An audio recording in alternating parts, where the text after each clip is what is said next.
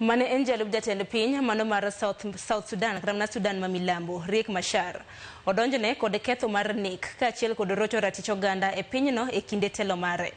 Koloso gi jofwambo, jatend migawo mar chike e pinyno Joseph Geng Akech wacho ni ketho modonjne godo Machar en kaluwore kod dwaro mare mar siro grube mag maundu e pinyno.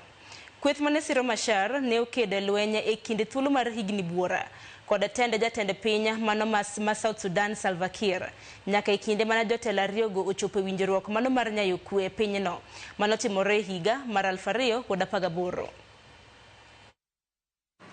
And aid as a Dominic. So based on evidence, the following charges were prepared under South Sudan laws and applicable international laws. 1. Murder.